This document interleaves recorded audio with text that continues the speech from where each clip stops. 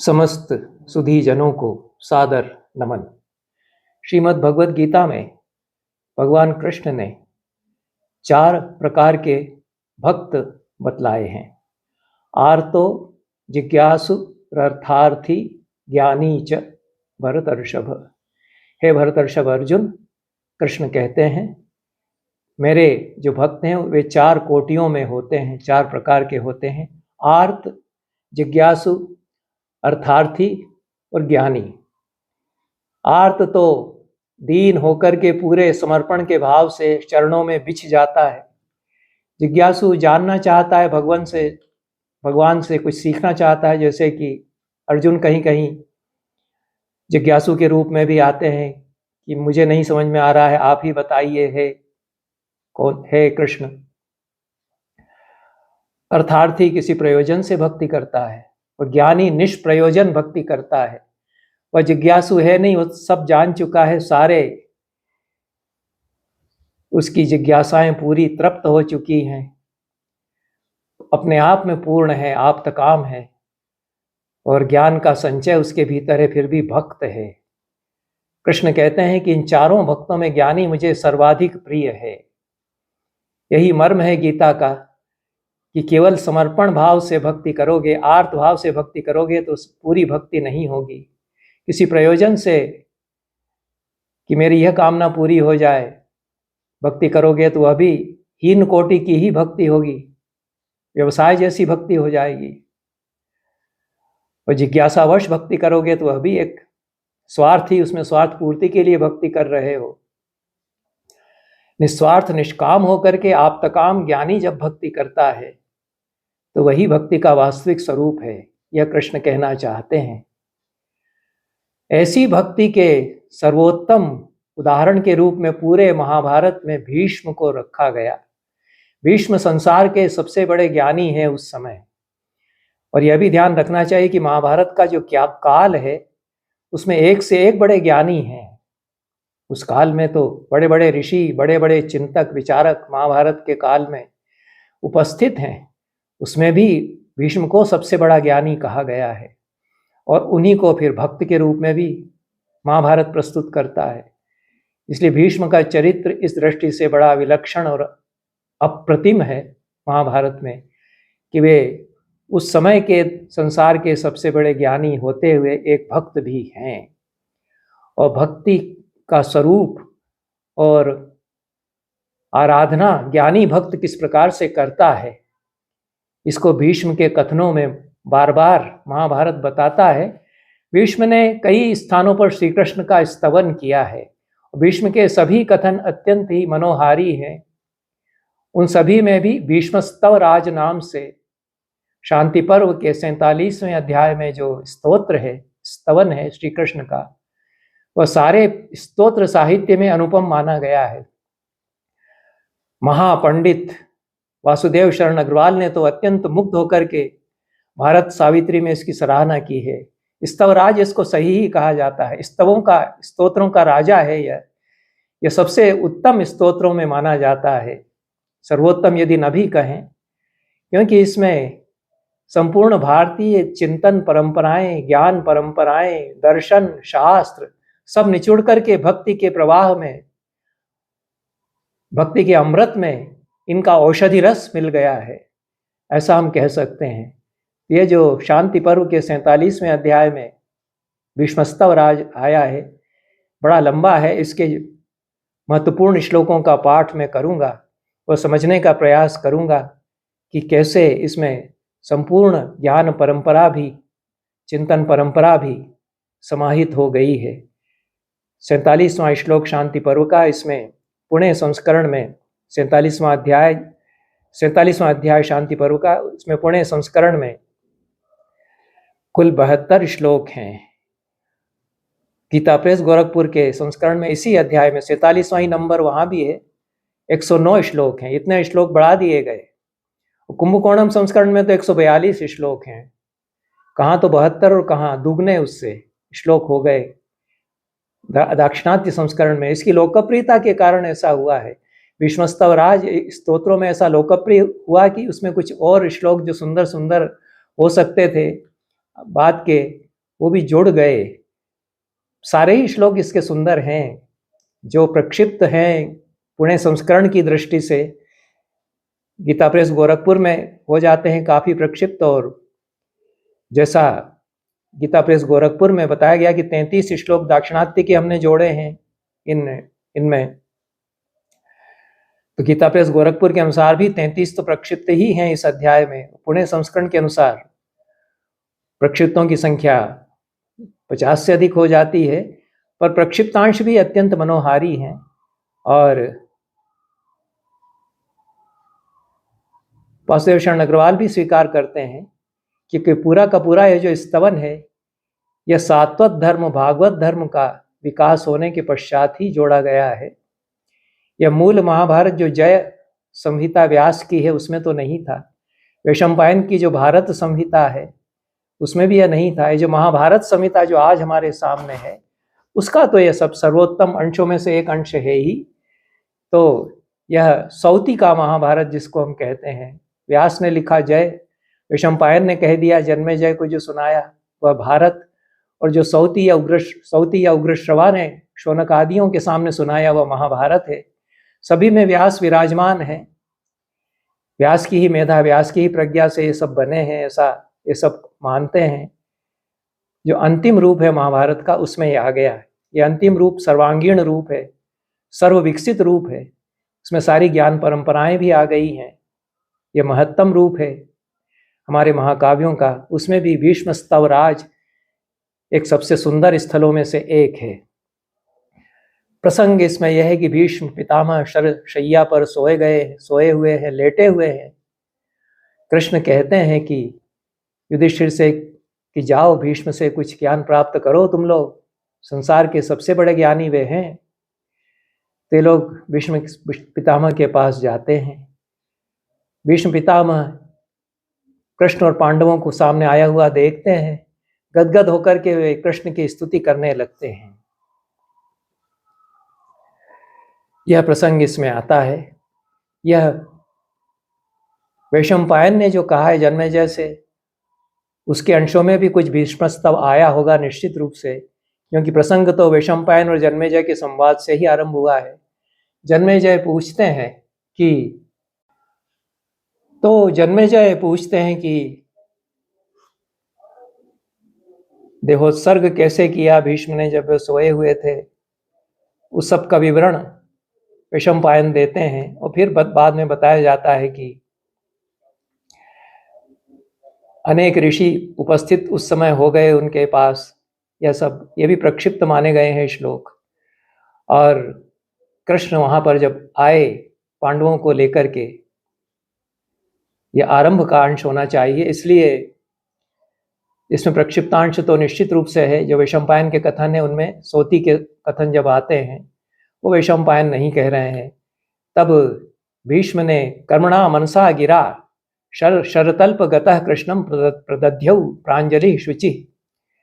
यह कहते हैं कि अपने मन वचन और कर्म से कृष्ण का ध्यान हाथ जोड़ करके भीष्म ने, शैया पर सोए हुए भीष्म ने उस समय वे कर रहे थे। और फिर वाणी उनकी फूट पड़ी, स्वरेण रष्ट पुष्टेन तुष्टाव मधुसूदनम। रष्ट और पुष्ट स्वर से मधुसूदन कृष्ण का स्तवन उन्होंने किया। कैसे कृष्ण की योगेश्वर हैं, पद्मनाभ हैं, विष्णु हैं, जिष्णु हैं, जगतपति हैं। यह तो महाभारतकार ने ही कह दिया कि वे योगेश्वर, पद्मनाभ विष्णु हैं। जिष्णु भी विष्णु का ही नाम है, जगतपति हैं। उनको वाग विदाम प्रवरः भीष्म कृतांजलि पुटो भूत्वा तुष्टाव। दोनों हाथ जोड़ करके वाणियों के वेत्ताओं में श्रेष्ठ भीष्म ने उनका स्तवन इस प्रकार से करना आरंभ किया। अब यहाँ से यह गीता प्रेस में 16वां श्लोक है और पुणे संस्करण में 11वां, वहाँ से आरंभ होता है भीष्मस्तवराज। ऋरादिषु कृष्णं वाचम जिगदिशामि याम तया व्यास समासिन्या प्रियताम पुरुषोत्तम। कृष्ण की आराधना करने की कामना से जिस वाणी को मैं कहने की कामना कर रहा हूँ, चाहे वह व्यास वाणी हो या समास वाणी हो, पुरुषोत्तम उससे प्रसन्न हो, यह कहा है। बड़े व्याकरण का ज्ञान लगाया है, बड़े पंडित की रचना यह है। और वासुदेव शरण अग्रवाल कहते हैं कि जिसने भी इसकी रचना की वह महान कवि है निश्चित रूप से। तो यह सन्नंत प्रत्यय लगाया है, विराध यशु और जिगदिशामी, आराधना करने की कामना से जिस वाणी का प्रयोग करने की इच्छा मैं कर रहा हूँ वह कहीं विस्तार से फूटेगी, कहीं संक्षेप में फूटेगी, लेकिन पुरुषोत्तम प्रसन्न हो बस, जैसा भी मैं कहूँ। शुचिम शुचिपदम हंसम तत्पदम परमेष्ठिनम युक्त्वा सर्वात्मनात्मानम तम प्रपद्ये प्रजापतिम। यह 11वां है वास्तव में पुणे संस्करण में। अभी जो मैंने पढ़ा वह 10वां है, और गीता प्रेस में यह 17वां श्लोक है 47वें अध्याय का। सारे इसके जो विशेषण है, विशेषणों की जो झड़ी लगाई है परमात्मा के लिए, और इसको विष्णु सहस्त्र नाम के तुल्य भी कहा गया है। ये वासुदेव शरण अग्रवाल ही बताते हैं कि परंपरा में विष्णुस्तव राज जो है यह विष्णु सहस्त्र नाम के बराबरी का माना जाता है। और विष्णु सहस्त्र नाम का तो शताब्दियों से हमारे घर परिवारों में पाठ हमारे बुजुर्ग करते आए, हमारे पितामह भी करते थे, यह परंपरा रही है। वैष्णव हम लोग चूंकि हैं, तो विष्णु सहस्त्र नाम का पाठ हमारे घरों में प्रातःकाल उठ करके करते थे और सबको रटा होता था। उस प्रकार की महिमा इसकी है। शुचि हैं, शुचिपद हैं, हंस हैं, परमेष्ठी हैं, ये सारे दार्शनिक शब्द हैं। हंस स्वरूप में है, हंस जो है आत्मा का प्रतीक है। परमेष्ठी यह भी प्रजापति का पर्याय है। और अपने आत्मा में अपने आप को योजित करके मैं प्रजापति ऐसे परमात्मा के प्रति प्रपन्न हुआ, ऐसे ज्ञानी का यह कथन है। तो यह आत्म तत्व में स्थित होकर के और वह प्रजापति स्वरूप, परमेष्ठी स्वरूप, हंस स्वरूप परमात्मा को मैं प्रपन्न होता हूँ। आश्रय उनका लेता हूँ सर्वात्मा श्री कृष्ण की। अनाद्यंतम परम ब्रह्म न देवा नर्षयो विदुः एको यो वेद भगवान धाता नारायणो हरि। उनका न आदि है न अंत है, जो परब्रह्म है, परमात्मा है, उनको न देवता जान पाते हैं न ऋषि। वे स्वयं नारायण ही सबको जानते हैं और अपने आप को भी वे ही जानते हैं। वे सबका धारण पोषण करने वाले हैं। धाता उनको कहा है यहाँ पर। नारायणाद ऋषिगणास तथा सिद्ध महोरगाः देवा देवर्षयश्चैव यम विदुः परम अव्ययम।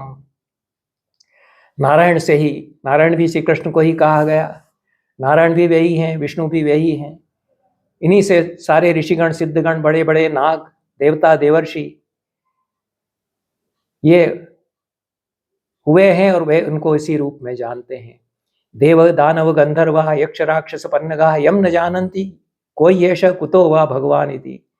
देव दानव गंधर्व यक्ष राक्षस पन्नग, ये सब जिनको नहीं जानते, पन्नग नाग ये जातियां हैं, मनुष्य जातियां हैं। बड़े ज्ञानी होते थे नाग भी, वे लोग भी नहीं इनके स्वरूप को जानते। ऋषि हुए हैं नागों में कई, और जो आस्तिक थे नाग वंश में ही उत्पन्न हुए थे, जिन्होंने कि जन्मेजय के नाग यज्ञ में जो विध्वंस हो रहा था पूरे नागवंश का, उसको रुकवाया था, वो भी एक ऋषि हुए, वो नागवंशी थे। सुंदर श्लोक हैं। यस्मिन् विश्वानि भूतानि तिष्ठन्ति च विशन्ति च गुणभूतानि भूतेशे सूत्रे मणिगणा इव। उपमाएं भी एक बाद एक सुंदर इसमें आई हैं। ये 12वां श्लोक है गीता प्रेस में। बीच के श्लोक प्रक्षिप्त हैं 2, जिसमें संपूर्ण चराचर जगत, संपूर्ण प्राणी विराजमान हैं, प्रविष्ट हो रहे हैं, प्रवेश कर रहे हैं और विराजमान हैं। तिष्ठन्ति च विशन्ति च गुणभूतानि भूतेश। भूतेश ईश्वर जो हैं वे सूत्रे मणिगणा इव, सूत्र में मणि, जिस मणियां मोती जिस तरह से पिरोए होते हैं उस तरह से वे गुणभूत त्रिगुणात्मक भूत जो हैं वे पिरोए हुए हैं, उनमें एक सूत्र में वे सब पिरोए हुए हैं। तो गुणभूतानि यह भी विशेषण है भूतानी का, और मणिगणा यह उपमान भी भूतानी के लिए है। जैसे एक धागे में सारी पिरोई हुई होती हैं मणियाँ, उस तरह से सबके सूत्र वे हैं, उस धागे के भी मूल वे ही हैं, क्योंकि गुणभूत तो सत्व रजस तमस त्रिगुणात्मक भूत वे हैं, परमात्मा तो त्रिगुणातीत हैं। तो जो गुण है, गुण का अर्थ रस्सी धागा भी होता है, और त्रिगुणात्मक सत्व रजस और तमस से बना हुआ है जो संसार है, उस सत्व रजस तमस रूपी गुण में धागे में पिरोए हुए हैं समस्त भूत मणियों की तरह से है। त्रिगुणात्मिका प्रकृति है, उससे भी परे जो परमात्मा है वे मूल है इस सब के, ऐसा कहा गया है। इसमें दार्शनिक धारणाएं सारी जिस प्रकार से उपमाओं के द्वारा, कविता के द्वारा रची गई हैं, प्रस्तुत की गई हैं, उसके कारण यह स्तोत्र अनन्य हो जाता है। आगे कहा है यस्मिन् नित्ये ततौ तन्तौ दृढ़े स्रगिव तिष्ठति सदसद्ग्रथितं विश्वकर्मणि। जो नित्य तंतु की तरह फैले हुए हैं, तंतु बहुत बारीक होता है, तो उस गुण के भीतर भी जिसमें मालाएं जिस गुण के द्वारा पिरोई गई हैं, उस गुण के भीतर भी एक बहुत बारीक तंतु है। तो उस तंतु की तरह जो वितत हैं, और उसमें माला की तरह सारा संसार, विश्वकर्मणि सदसद्ग्रथितं विश्वकर्मणि यस्मिन् तन्तौ दृढ़े तन्तौ स्रगिव तिष्ठति, ऐसी उपमा दी है। अद्भुत कविता इसमें इन्होंने रची है, किसी ऋषि का काव्य चूंकि यह है तो यह सदसद्ग्रथित विश्व उन विश्वात्मक परमात्मा में, जो कि बहुत बारीक तंतु की तरह भीतर ही भीतर हैं, उनमें यह धागे में जैसे सारा पिरोया जाता है, सब पिरो दिया गया है। वह दृढ़ है तंतु। धागा तो टूट सकता है, माला भी टूट सकती है, सब बिखर सकता है, विलीन हो सकता है, लेकिन उसके भीतर जो तंतु के रूप में सूक्ष्म अव्यक्त है, वह तो नित्य है, अविनाशी है। इसलिए तंतु इसको कहा है। और जो धागा है वो और भी अलग है, तो धागे के भी मूल में कोई बारीक तंतु है जो कि अव्यक्त है। इस तरह से उपमा फिर से दी गई है। हरिम सहस्र शीर्षम सहस्र चरणेक्षणम सहस्र बाहु मुकुटम सहस्र वदनोज्ज्वलम। ये ऋग्वेद की पुरुष सूक्त की शब्दावली इसमें आ गई है। इसको जिसने रचा है वह वेद का ज्ञाता है, ज्ञान परंपराओं का ज्ञाता है। तो सहस्र शीर्षा पुरुष सहस्राक्ष सहस्रपास, ये जो पुरुष सूक्त में ऋग्वेद में कहा गया है, यजुर्वेद में भी कहा गया है। सहस्र से अनंत शब्द, अनंत का अर्थ लेना चाहिए। सहस्र शब्द अनंत का वाचक हो जाता है यहाँ पर ऐसे प्रसंगों में, और शत शब्द अनेकों का वाचक हो जाता है। तो संख्यावाचक वास्तव में नहीं रह जाते, गणितीय संख्याएं नहीं है ये, क्योंकि गणित से मीमांसा नहीं हो सकती, गणनातीत से मीमांसा की गई है। तो गणनातीत या असंख्य के अर्थ में सहस्र शब्द का प्रयोग होता है ऐसे सभी स्थलों पर। तो असंख्य मस्तकों वाले, असंख्य चरणों वाले, असंख्य नयनों वाले, असंख्य बाहु वाले, असंख्य मुकुटों वाले, सहस्र असंख्य वदनों वाले वे देदीप्यमान है। अणीयसाम अणीयांसम स्थविष्ठम च स्थवीयसाम प्राहुर्नारायणम देवम यम विश्वस्य परायणम गरीयसाम गरिष्ठम च श्रेष्ठतामपि श्रेयसामपि। ये जो सुपरलेटिव्स जितने लगाए जा सकें,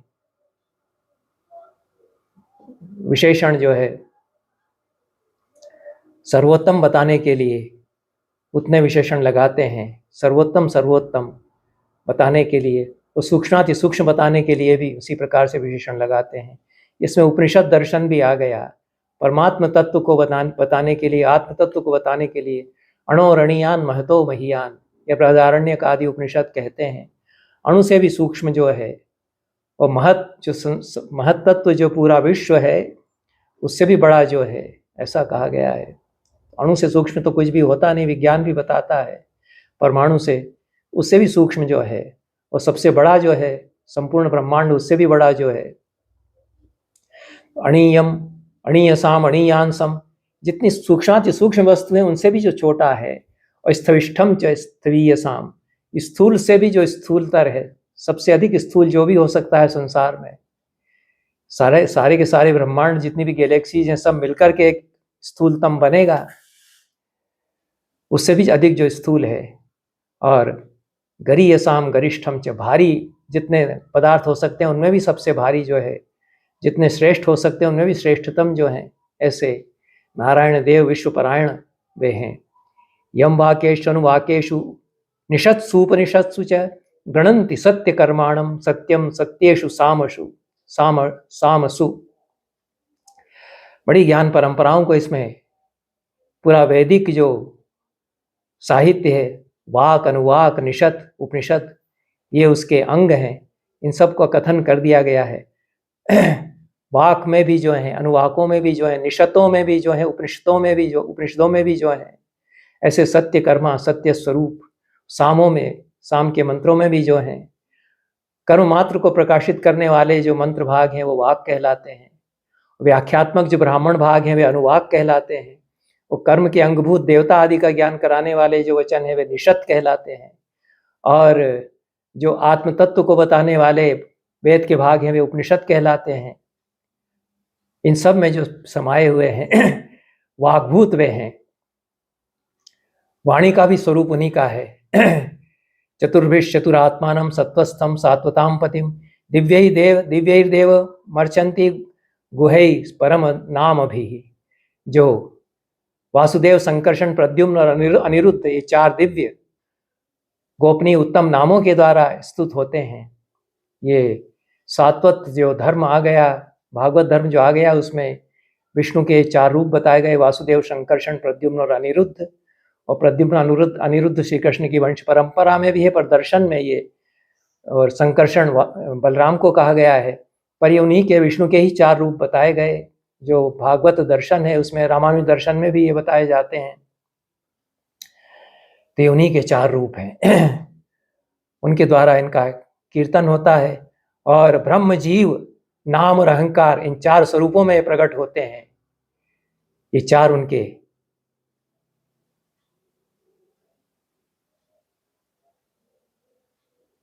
अलग अलग स्वरूप हो जाते हैं। ऐसे दिव्य स्वरूप में स्थित उनको देवता अर्चित करते हैं। गूढ़ अपने नामों से उनकी अर्चना करते हुए। यस्मिन् नित्यं तपस्तप्तं यदंगेष्वनु तिष्ठति सर्वात्मा सर्ववित् सर्वज्ञ सर्वभावना।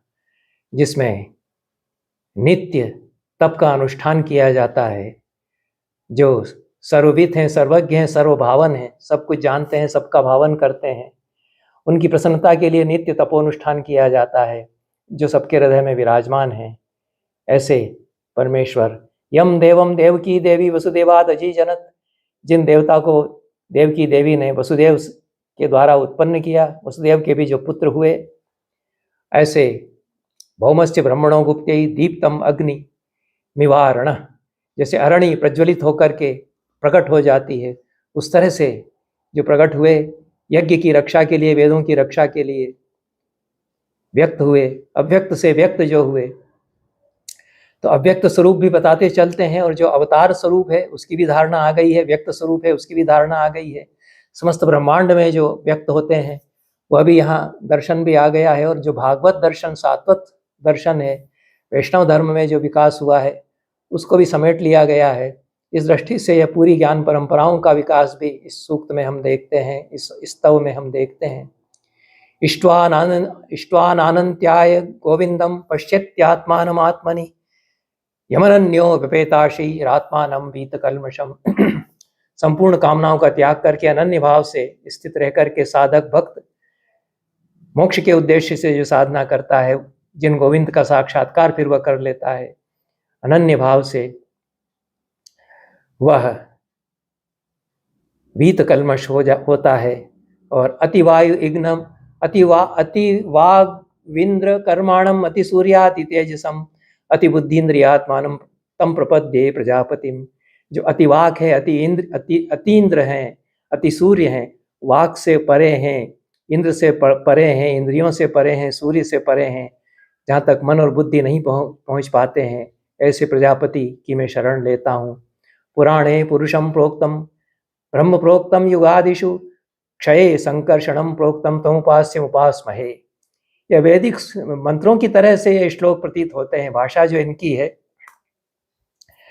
कहते हैं कि पुराणों में पुरुष के नाम से जिनका वर्णन किया गया है, युगों के आरंभ में ब्रह्म जिनको कहा गया, युगांत में जिनको संकर्षण कहा गया, ऐसे उपास्य जो सबके हैं उनकी उपासना हम करते हैं। यमेकम बहुधात्मानं प्रादुर्भूतम अधोक्षजम नान्य भक्तः क्रियावंतो यजन्ते सर्व कामदम यमाहुर्जगतः कोशम यस्मिन् सन्निहिताः प्रजाः यस्मिन् लोकाः स्फुरन्ति में जले शकुनयो यथा। एक के बाद एक उपमाएं इसमें आती हैं, जो एक होकर भी अनेक रूपों में प्रकट हैं, इंद्रियों से अतीत हैं। अधोक्षज कहा जाता है अधस, इंद्रियों के नीचे जितना है उससे परे जो हैं, ऐसे अधोक्षज या विष्णु का भी नाम है, कृष्ण का भी नाम है। ऐसे बहुधा अपने आप को जो प्रकट करते हैं, भक्त जिनका यजन करते हैं, पूजन करते हैं, जगत के जो कोश हैं, सारा जगत जिनमें समाया हुआ है, सारी प्रजाएं, मानवता जिनमें सन्निहित है, ऐसे, और जिसमें लोक जिनके भीतर चमकते हैं, जैसे कि जले शकुनयः, यह उपमा दी है। सरोवर में जब पक्षी तिरते हैं तो वे फड़फड़ाते हैं पंख और चमकते हैं, उस तरह से जिनमें सारे ब्रह्मांड, सारे लोग जिनमें स्पंदित होते हैं, स्फुरित होते हैं, यह उपमा दी गई है। जो रित हैं, एकाक्षर हैं, ब्रह्म हैं, सत और असत से परे हैं, अनादि मध्य जिनका नहीं है, आदि मध्य जिनका नहीं है, ऐसे अनादि मध्य जो है, जिनको न देवता समझ पाते हैं, ना ऋषि समझ पाते हैं, सुरासुर गंधर्व सिद्ध इत्यादि जिनको नहीं समझ पाते हैं, अनादि निधन है, आत्मयोनि है, सनातन है, अनभिज्ञ जो है, ऐसे नारायण प्रभु, उनकी मैं शरण लेता हूँ, ऐसा भीष्म कहते हैं। यम वै विश्वस्य कर्तारम जगतस्तुषाम पतिम वदन्ति जगतोध्यक्षम अक्षरम परमम पदम। जगत के विधाता हैं, चराचर जगत के जो स्वामी हैं, संसार के साक्षी हैं, अविनाशी अक्षर परम तत्व हैं, ऐसे परमात्मा की मैं शरण लेता हूँ। हिरण्यवर्णम यम गर्भमदितेर दैत्य नाशनम एकम द्वादशधा यज्ञे तस्मै सूर्यात्मने नमः। ये हिरण्यवर्ण है, हिरण्यगर्भ समवर्तताग्रे, परम तत्व है वह हिरण्यवर्ण, हिरण्य गर्भ के रूप में उत्पन्न हुआ सृष्टि के आदि में। यह जो हिरण्यगर्भ सूक्त में ऋग्वेद में कहा गया है, उसका भी आशय यहाँ ले लिया गया। हिरण्यवर्ण जो है और अदिति से जो उत्पन्न हुए दैत्यों का नाश करने के लिए यह पुराण तत्व भी यहाँ ले लिया गया है। दैत्यों के नाशक वे हैं, सूर्य स्वरूप भी वही हैं, सूर्य के 12 रूप हैं, उनके रूप में भी जो अपने आप को प्रकट करते हैं। शुक्ले देवान पितॄन् कृष्णे तर्पयत्यमृतेन यः यश्च राजा द्विजातीनां तस्मै सोमात्मने नमः। सोमात्मक भी वही है जो शुक्ल पक्ष में देवताओं को, कृष्ण पक्ष में पितरों को तृप्त करते हैं। संपूर्ण द्विजों के जो राजा हैं, ज्ञानियों के जो राजा हैं। महतस्तमसा पारे पुरुषम यति तेजसम यम ज्ञात्वा मृत्युमत्येति तस्मै ज्ञेयात्मने नमः। सारे तमस के पार अति तेजस के रूप में जो स्थित है, जिनको जान करके मृत्यु के पार चला जाता है कोई भक्त ज्ञानी, ऐसे ज्ञेयात्मक, ज्ञानात्मक परमात्मा को मैं नमन करता हूँ।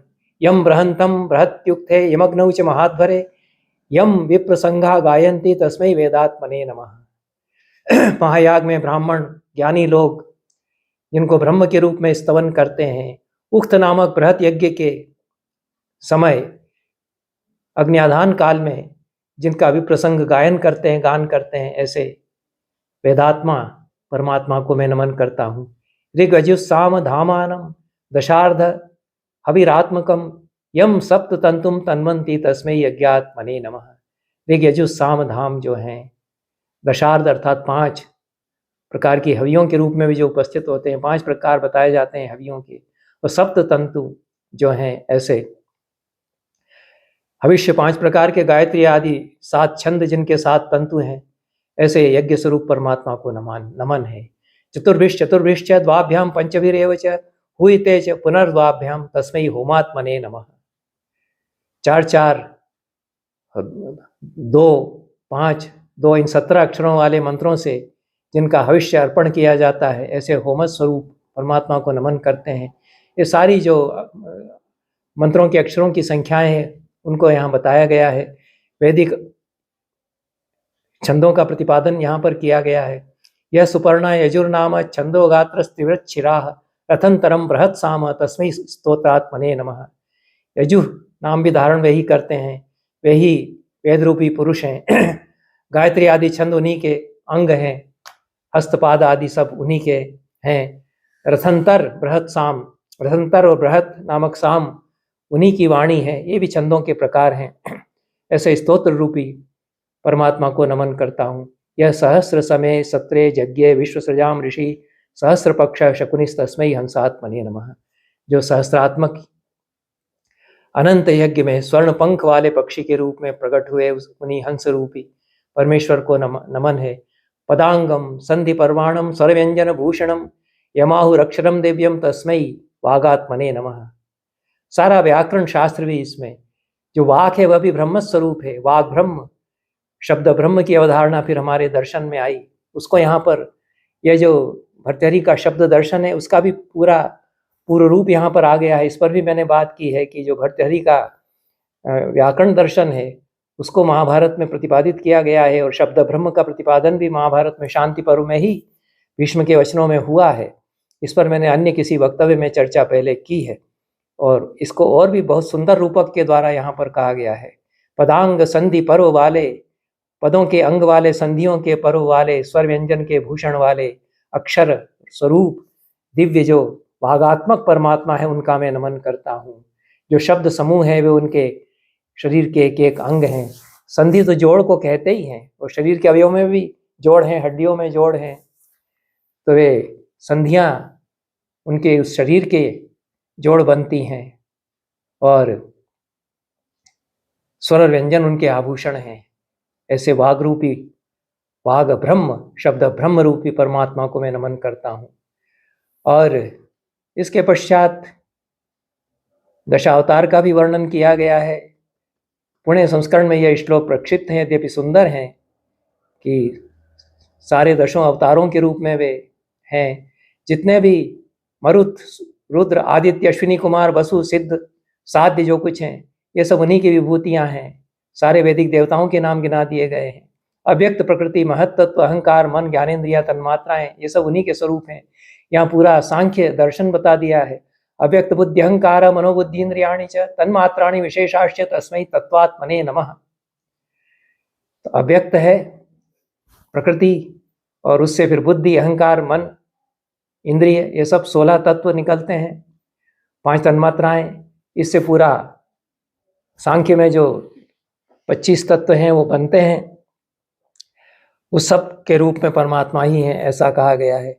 भूतम भव्यम भविष्यच्च भूतादि प्रभुवाप्ययः योगृजः सर्वभूतानां तस्मै भूतात्मने नमः। वे भूत हैं, भव्य हैं, भविष्य भी वही है, और इन सब का प्रभाव भी वही है। भूत, भविष्य और वर्तमान का भी प्रभाव, उद्गम वे ही हैं। सभी प्राणियों के आदि वे हैं।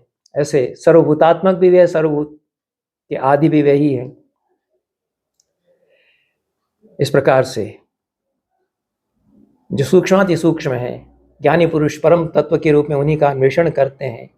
इसके बाद जो पुणे संस्करण के जो मूल महाभारत के श्लोक हैं उन्हीं का मैं पाठ करूँगा। यश चिनोति सताम से तुम ऋते नामृत योनिना धर्मार्थ व्यवहारांगैस् तस्मै सत्यात्मने नमः। धर्म, अर्थ और व्यवहार के अंगों से जो ऋत के द्वारा, अमृत योनि के द्वारा सत्य का चयन करते हैं, चुनते हैं, ऐसे सत्यात्मक परमात्मा को मैं नमन करता हूँ। यम पृथक धर्मचरणा पृथक धर्म फलेषिणा पृथक धर्म ही समर्चन्ति तस्मै धर्मात्मने नमः। कितना समन्वय किया है। अलग अलग धर्मों का आचरण करते हुए, अलग अलग धर्मों के फलों की इच्छा करते हुए, पृथक पृथक धर्मों के द्वारा भी जिन्हीं की अर्चना करते हैं सब लोग। सारे धर्मों के स्वरूप भी वही हैं। ऐसे धर्म स्वरूप परमात्मा को मैं नमन करता हूँ। यम तम व्यक्तस्थम अव्यक्तम विचिन्वन्ति महर्षयः क्षेत्रे क्षेत्रज्ञ महासीनम तस्मै क्षेत्रात्मने नमः। जो व्यक्त हैं फिर भी अव्यक्त हैं, महर्षि उनका विचिन्वन करते हैं, उनको अन्वेषण करते हैं। क्षेत्र में क्षेत्रज्ञ के रूप में जो स्थित हैं। इदम शरीरम कौन्तेय क्षेत्रमित्यभिधीयते। क्षेत्र क्षेत्र के विभाग में गीता में यह कहा गया है, शरीर क्षेत्र है, उसको जो जानता है वह क्षेत्रज्ञ है। तो क्षेत्र में क्षेत्रज्ञ के रूप में जो आसीन है, ऐसे क्षेत्रात्मक परमात्मा को नमन करता हूँ।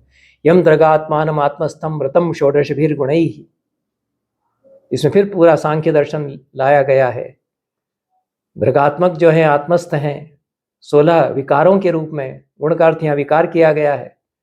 और प्राहु सप्तदशम सांख्या, उन 16 विकारों के ऊपर ये जो पंच ज्ञानेन्द्रियाँ, पंच कर्मेंद्रियाँ, तन्मात्राएं और उनके ऊपर प्रकृति, ये सब जो 16 तत्व हैं उनके भी ऊपर जो हैं, और ऐसे प्राहु सप्तदशम सांख्या, 17वां तत्व उनको कहा गया है सांख्य में। यह प्राचीन सांख्य है और ईश्वर कृष्ण का जो सांख्य है उससे भिन्न यह है। यम विनिद्रा जितश्वासा सत्वस्था संयतेन्द्रिया ज्योति पश्यन्ति युञ्जाना तस्मै योगात्मने नमः। वीत निद्र होकर के, नित्य जागरित होकर के, श्वास को जीतने वाले, प्राणायाम के द्वारा श्वास पर काबू जिन्होंने कर लिया है, सत्वस्थ जो हैं, संयत इंद्रिय वाले जो हैं, वे ज्योतिष स्वरूप जिस परमात्मा को समाधि में देखते हैं, ऐसे योगात्मक परमात्मा को हम नमन करते हैं। सांख्य के बाद योग दर्शन भी इसमें आ गया। अपुण्य पुण्योपरमे यम पुनर्भव निर्भया शांता सन्यासिनो यान्ति तस्मै मोक्षात्मने नमः। अपुण्यों और पुण्यों के भी जो परे हैं, अपुण्य और पुण्य जहाँ उपराम उनका हो जाता है, जहाँ वो समाप्त चुक जाते हैं, ऐसे उस जिन परमात्मा को पुनर्भव से निर्भय होकर के, फिर से जन्म नहीं लेना है, इस तरह से निर्भय होकर के शांत सन्यासी जिनमें लय प्राप्त करते हैं, ऐसे मोक्ष स्वरूप परमात्मा को यहाँ सन्यास का स्वरूप बता दिया और सन्यास का जो दर्शन है वो भी बता दिया। योसो युग सहस्रांते प्रदीप्तार्चिर विभावसु संभक्षति भूतानि तस्मै घोरात्मने नमः। सारा दर्शन हमारा जो सृष्टि बोध है, विश्वबोध है, उसको भी यहाँ पर समेट लिया है। सहस्रों युगों में, प्रलय काल में जो सारे प्राणियों को अपने में खा खा करके निगलते चले जाते हैं, ऐसे घोर स्वरूप परमात्मा को हम नमन करते हैं। संभक्ष्य सर्वभूतानि कृत्वा चैकार्णवम जगत बाला स्वपिति यश्चैकस् तस्मै मायात्मने नमः। सारे प्राणियों को निगल करके और इस सारे संसार को एक सागर जैसा बना करके, उसके जल में जो छोटे से बच्चे की तरह अकेला सोया हुआ है परमात्मा, ऐसे मायात्मक परमात्मा को हम नमन करते हैं। सारे पुराणों में जो स्वरूप बताया गया है, करारविंदेन पदारविंदम मुखारविंदे विनिवेशयन्तम वटस्य पत्रस्य पुटे शयानम बालम मुकुंदम मनसा स्मरामि। मार्कंडेय जिसको बाल मुकुंद के रूप में देखते हैं पुराणों में, पत्ते पर सोए हुए छोटे से बच्चे की तरह, वटवृक्ष के पत्ते पर सोए लेटे हुए, उसका दर्शन वो करते हैं। फिर उसके उदर में चले जाते हैं तो समस्त ब्रह्मांड का दर्शन उसमें करते हैं। यह जो बताया गया है मार्कंडेय पुराण में, उसको भी यहाँ पर बता दिया गया है। ऐसे बाल स्वरूप में जो विराजमान है। फिर सहस्र शीर्षे तस्मै पुरुषायामित आत्मने चतुस्समुद्र पर्याय योग निद्रात्मने नमः। सहस्रों शिर वाले हैं, अमित आत्मा है, चारों समुद्रों के पर्याय वे हैं। योग निद्रा भी उन्हीं का स्वरूप है। अजस्य नाभावध्येकम यस्मिन् विश्वम प्रतिष्ठितम पुष्करम पुष्कराक्षस्य तस्मै पद्मात्मने नमः। जो अज हैं उनकी नाभि की भीतर समस्त विश्व प्रतिष्ठित है। ये सारा जो ब्रह्मांड का दर्शन है, नाभि क्या है, उसमें कैसे सब समाया हुआ है, केंद्र क्या है ब्रह्मांड का, और ऐसा जैसे कि पुष्कर के भीतर सब पत्तियां पिरोई हुई रहती हैं, ऐसे पद्मात्मक पुष्कराक्ष उनको मैं नमन करता हूँ। यस्य केशेषु जीमूता नद्यः सर्वांग संधिषु कुक्षौ समुद्राश्चत्वारस् तस्मै तोयात्मने नमः। जिनके केशों में मेघ सिमट गए हैं, जिनकी सारे अंगों की संधियों में, जोड़ों में नदियां बहती हैं, जिनकी कुक्षी कोख में चारों समुद्र समाये हुए हैं, ऐसे जल स्वरूप परमात्मा को मैं नमन करता हूँ। ये जो सारा जल है समस्त ब्रह्मांड में, वह भी ईश्वर का ही स्वरूप है और उसमें किस तरह से ये सब पिरोए हुए हैं। युगेश्वावर्तते योंशे दिनर्त्वनय हायनैः दिन ऋतु अयन हायनैः, ऐसा संधि है। जो युगों में चक्कर लगाते हैं ब्रह्मांड में, दिन ऋतु अयन और हायन के द्वारा, दिनर्त्वयन हायन ही सर्ग प्रलय योग करता तस्मै कालात्मने नमः। सर्ग और प्रलय दोनों के जो प्रणेता हैं, ऐसे काल स्वरूप परमात्मा को हम नमन करते हैं। ब्रह्म वक्त्रम भुजौ क्षत्रम कृष्णमूरुधरम विशः पादौ यस्याश्रिताः शूद्राः तस्मै वर्णात्मने नमः। ब्राह्मण उनका वक्त्र है, मुख है, दोनों भुजाएं क्षत्रिय है, उरु जो है वैश्य है, और चरण उनके शूद्र हैं। ऐसे परमात्मा को मैं नमन करता हूँ। यहाँ भी पुरुष सूक्त का छाया उसमें आ गई है। यस्याग्निरास्यम द्योर्मूर्धा खम नाभिश्चरणौ क्षितिः सूर्यश्चतुर्दिशा श्रोत्रे तस्मै लोकात्मने नमः। अग्नि उनका मुख है, द्युलोक उनका मस्तक है, आकाश नाभि है, चरण धरती है, सूर्य चारों दिशाओं में है, सूर्य चक्षु है और चारों दिशाएं श्रोत्र या कान है। ऐसे लोकात्मक परमात्मा को मैं नमन करता हूँ। विषय वर्तमानानाम यम यम वैशेषिकैर्गुणैः प्राहुर्विषय गोप्तारम तस्मै गोप्त्रात्मने नमः। विषयों में जो निरत लोग हैं, उनमें उनके लिए विषय जिनको बताया गया है वैशेषिक गुणों के द्वारा, ऐसे सबका रक्षण करने वाले परमात्मा को मैं नमन करता हूँ। अन्नपान ईंधनमयो रस प्राण विवर्धना, जो अन्नपान ईंधनमय है, रस प्राण विवर्धित करने वाले हैं, ऐसे रसस को भी जो भीतर विवर्धित करते हैं, प्राणों को जो संवर्धित करते हैं। यो धारयति भूतानि तस्मै प्राणात्मने नमः, जो सारे भूत प्राणियों को धारण करते हैं, ऐसे प्राणात्मक परमात्मा को मैं नमन करता हूँ। परः कालात् परो यज्ञात् परः सदस्तोश्चयः सदसुतोश्चयः अनादिरादिर्विश्वस्य तस्मै विश्वात्मने नमः। जो काल से परे हैं, यज्ञ से परे हैं, सत और असत से परे हैं, अनादि हैं और आदि हैं सारे विश्व के, ऐसे विश्वात्मक परमात्मा को मैं नमन करता हूँ। यो मोहयति भूतानि स्नेहरागानुबंधनैः सर्गस्य रक्षणार्थाय तस्मै मोहात्मने नमः। सारे प्राणियों को जो मोहित करते हैं स्नेह राग के बंधनों से, और सर्ग की रक्षा भी वे करते हैं, ऐसे मोह स्वरूप परमात्मा को मैं नमन करता हूँ। आत्मज्ञानमिदं ज्ञानं ज्ञात्वा पंचस्वस्थितं यम ज्ञानिनोऽधिगच्छन्ति तस्मै ज्ञानात्मने नमः। आत्मज्ञान को प्राप्त करते हैं ज्ञानी लोग, जिनको जान करके पंच कोशों के भीतर जो पिरोए हुए हैं, यह जो अन्नमय, प्राणमय, मनोमय, विज्ञानमय और आनंदमय पांच कोश उपनिषदों में बताए गए हैं, उन पांचों कोशों में भी जो व्याप्त हैं, ऐसे उनको जान करके ज्ञानी लोग जिनको समझ जाते हैं, ऐसे परमात्मा को मैं नमन करता हूँ। अप्रमेय शरीराय सर्वतोऽनंत चक्षुषे अपार अपार परिमेयाय तस्मै चिंत्यात्मने नमः। जो अप्रमेय शरीर वाले हैं, अनंत चक्षु वाले हैं, अपार पर जिनका परिमाण नहीं नापा जा सकता है, ऐसे अचिंत्यात्मक परमात्मा को मैं नमन करता हूँ। जटिने दंडिने नित्यम लंबोदर शरीरिणे कमंडलु निशंगाय तस्मै ब्रह्मात्मने नमः। जटाओं वाले भी वे ही, दंडधारी भी वे ही हैं, लंबोदर भी वे ही, शरीरधारी भी वे ही है, कमंडलु वे धारण करने वाले भी वे ही हैं। शूलिने त्रिदशेषाय त्र्यंबकाय महात्मने भस्म दिग्दोर्ध लिंगाय तस्मै रुद्रात्मने नमः। जो शिव का स्वरूप है, शिव शास्त्र के अनुसार वह भी यहाँ बता दिया गया है।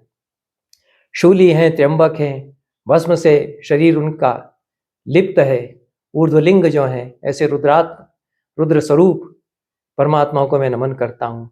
पंचभूतात्म भूताय भूतादि निधनात्मने अक्रोध द्रोह मोहाय तस्मै शांतात्मने नमः। पंचभूतों में जो रमे हुए हैं, पिरोए हुए हैं, सभी भूतों के जो निधन और आदि हैं, आदि और अंत उन्हीं का करते हैं वे ही हैं। और अक्रोध द्रोह मोह वाले जो हैं, क्रोध द्रोह मोह से परे जो हैं, ऐसे शांत स्वरूप परमात्मा को मैं नमन करता हूँ। यस्मिन् सर्वम यतः सर्वम यः सर्वम सर्वतश्च यश्च सर्वमयो नित्यम तस्मै सर्वात्मने नमः। जिसमें सब पिरोया हुआ है, जिससे सब निकलता है, जो सब में समाया हुआ है, जो सर्वमय है, ऐसे सर्वात्मक परमात्मा को मैं नमन करता हूँ।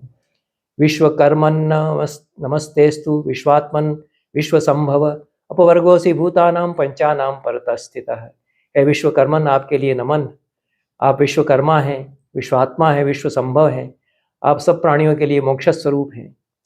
इस तरह से सारे लोकों में व्याप्त, सारी दिशाओं में व्याप्त सर्वपरायण, उनके लिए नमन किया गया है। अतसी पुष्प संकाशम पीतवास समच्युतम ये नमस्यन्ति गोविंदम न तेषाम विद्यते भयम। अतसी का जो फूल होता है श्याम वर्ण का, बहुत सुंदर श्याम उसका रंग होता है। अलसी भी उसी को बताया गया है।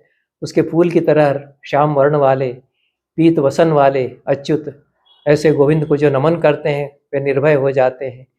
यथा विष्णुमयम सत्यम यथा विष्णुमयम हवि यथा विष्णुमयम सर्वम पापमा में नश्यताम तथा। विष्णुमय जिस प्रकार से सत्य है सब कुछ, विष्णुमय जिस प्रकार से हवि है, विष्णुमय जिस प्रकार से सब कुछ है संसार, उसी तरह से सब कुछ विष्णुमय मेरा हो जाए। त्वां प्रपन्नाय भक्ताय गतिमिष्टां जिगीषवे यच्छ्रेय पुंडरीकाक्ष तद्ध्यायस्व सुरोत्तम।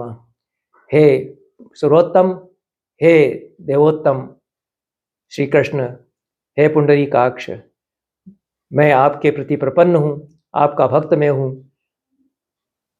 मेरे लिए जो कुछ श्रेयस्कर हो आप मेरे लिए आप ही ध्यान उसका करें, मेरे लिए आप उसी को प्रदान करें। आप ही समझ लें कि क्या मुझे चाहिए, क्या मैं कामना करता हूँ, आप खुद ही मेरे लिए वह पूरा कर दें। इति विद्या तपो योनिर्विष्णु क्रीडिता वाग्यज्ञेन आर्चितो देवः प्रीताम में जनार्दन। विद्याओं के योनि, तपस के योनि, स्वयं जो अयोनि है, ऐसे विष्णु को मैंने ईडन किया। यह भी वैदिक क्रिया यहाँ धातु यहाँ आ गई है। तो अग्निमीडे पुरोहितम, ऐसे अग्नि का मैं यजन करता हूँ, स्तवन करता हूँ, पूजन करता हूँ। इन अर्थों में ईड धातु आ गई है, आती है।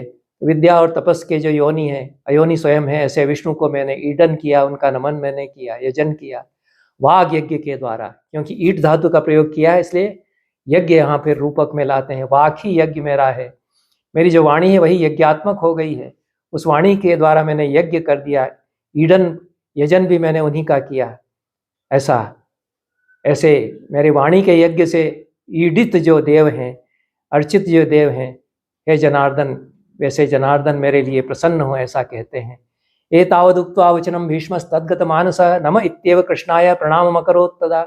इतना सब कह करके वचन, कृष्ण में जिनका मनस या मानस पूरी तरह से सन्निविष्ट था, ऐसे नमन हो, ऐसा अंत में कह करके प्रणाम उन्होंने किया। इतना यह भीष्मस्तवराज है। 64वां श्लोक आता है, पुणे संस्करण में यहाँ पर समाप्त होता है। इसी के साथ यह चर्चा समाप्त करते हैं। सभी को धन्यवाद, नमस्कार।